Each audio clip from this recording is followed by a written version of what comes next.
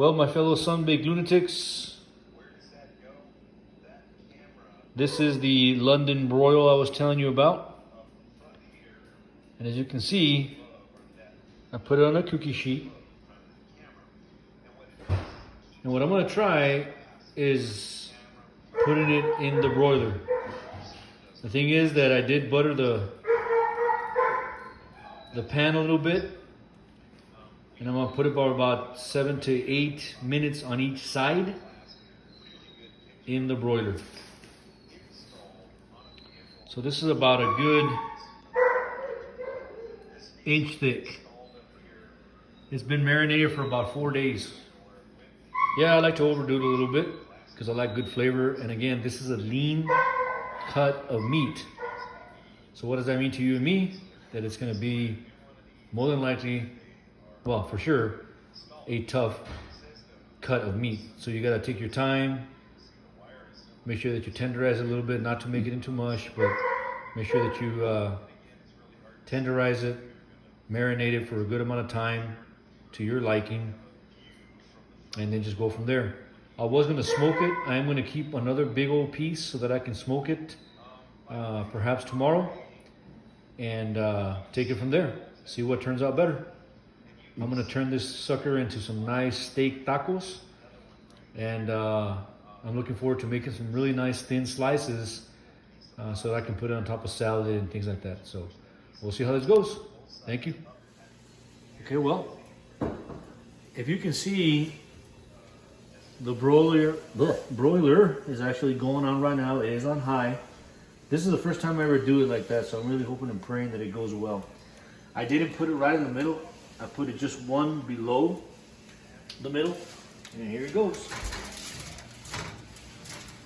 I am clocking it for 7 to 8 minutes, looking for that 135, 140 in the middle. See how it goes.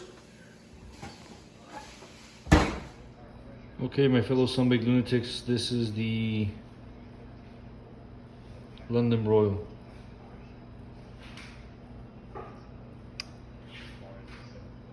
Like I said, I've been marinating for about 4 days.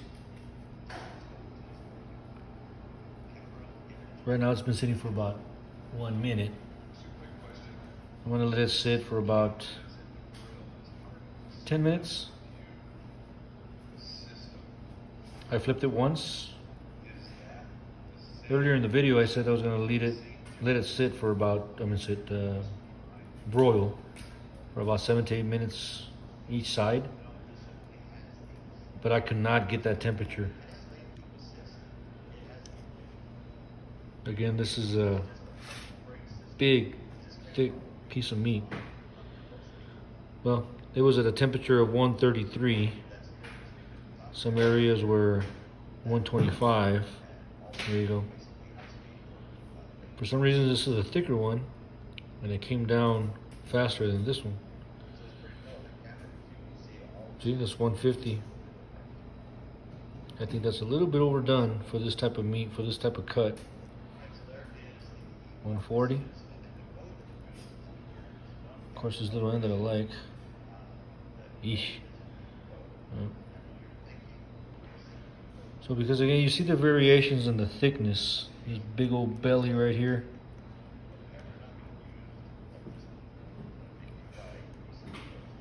Well, it's still a good 133 after sitting for about 3 minutes, so we're good.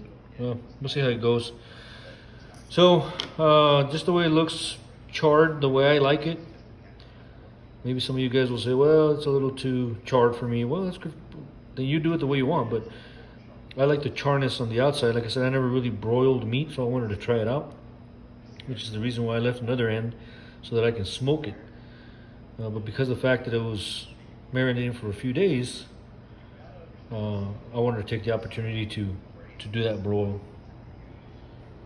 It really smells delicious. So I like that crust. The other end is just basically the same. I flipped it after it turned like that, and now this is the end result. So after it sits here a few more minutes, I'm going to start slicing. Stay tuned. Fellow Sunbait lunatics, this is the moment of truth. Again, I have never made one of these. It's a rather inexpensive cut of meat. London broil. So here I'm trying to find the grain, but it's kind of hard. So I'm just gonna go ahead and start slicing it from here. As thin as possible. You know what? I'm actually gonna try it from here.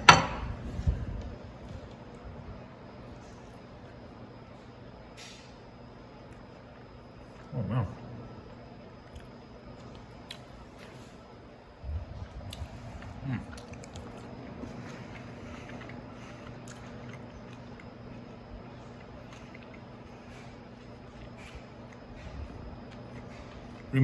Reminds me a little bit of a sirloin. I'm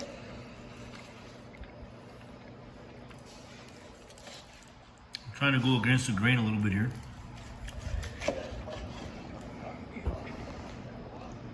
You can see it is a medium as I get closer to it. It's really juicy.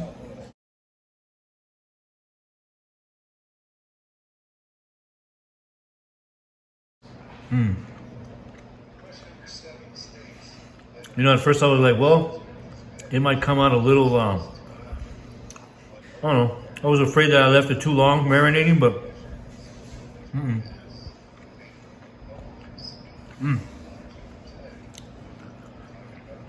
not bad. First time making it. I like the little fats. All that fat.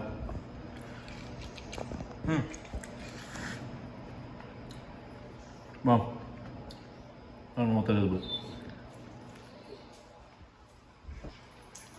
so anyway, I'm going to continue to slice this.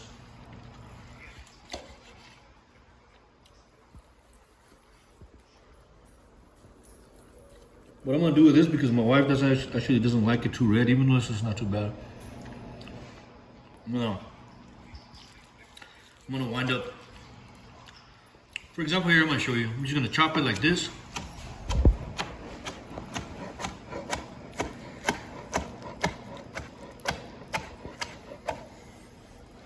Put it in a pan for a little bit. It really doesn't need seasoning anymore. But just to kind of get that redness a little bit. But I like to chop it like this to make some steak tacos, which is exactly what we're going to have today.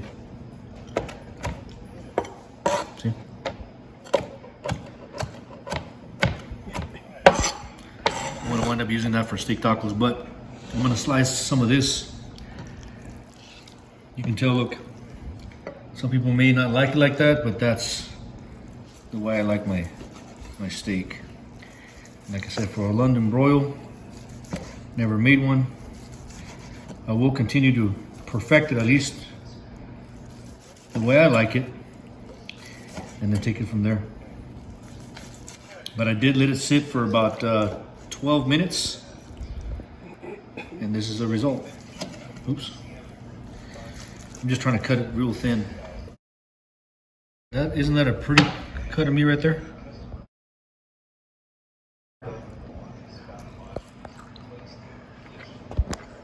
Oh wow.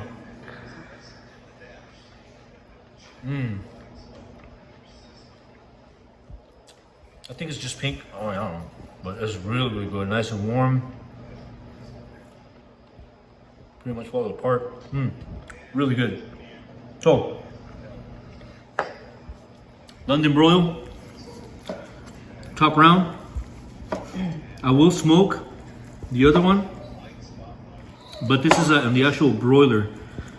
I just didn't want to go through the whole thing of smoking it here. I didn't have time to smoke anything else, and I didn't really want to waste wood and all that. But this is the thick part. Look how beautiful that came out. And it's juicy. See it? Oh yeah. For a London broil, I'm telling you, man, that is money. Look at this. Thank you all very much for watching. Ask me any questions, things that I can improve on, but look at this, it's falling apart. For a London broil, I'm telling you, I'm very happy with it. 4 days marinating. and the marinade that I told you in the beginning. If you have any questions, please let me know. My fellow Sunbaked lunatics, here we go. This is the end result. I don't know about you guys, but look at that. Look how juicy that is. Good temperature of, what is it? I think the highest this reached was 138. But, I mean, there's really no ifs, ands, or buts about it. This was it is delicious. Hey, boy, get down. Sorry, it's my boy Diesel. Look at that. And I'm telling you.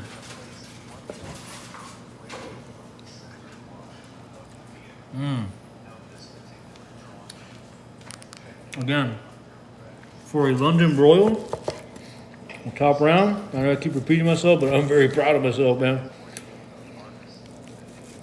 Rather inexpensive cut of meat, which I'm sure you all noticed. Price is going up. We just pour beaner over here. Tried to kind of figure out what the heck I was gonna make. Nah, I'm just kidding, but anyway. I'm cutting this up because we're gonna make some steak tacos. The wife is preparing some nice fresh tortillas, and I'm cutting it small because that's the way I like it. So as you can see, this beautiful meat right here doesn't need any more seasoning. I am gonna add a little bit of pepper because I like it. My wife likes it. And then some of the juices that were left behind after the broiling. And then it's gonna be, I don't even know what to say, accompanied by this awesome Pilsner. Yingling Golden Pilsner. I'm telling you guys, well, for me, very good beer. It goes with a lot. It really does. Fresh. I know there's been a more popular Yingling at Walmart, the lager. It was okay. Okay. But this one, oh man, delicious. I had it with some chicken last night. Very, very good. I've had it with steak. I've had it with Butterfingers. Delicious. One of those days, you know. But anyway, I'm not getting paid by these guys, but I'm telling you, this is really, really good beer. Definitely try it out. Again, leave some comments. Let me know what you all think. I appreciate you all very much for watching. Tell your friends. And if you have any questions about this London broil, please let me know. You all have a good night. Thank you.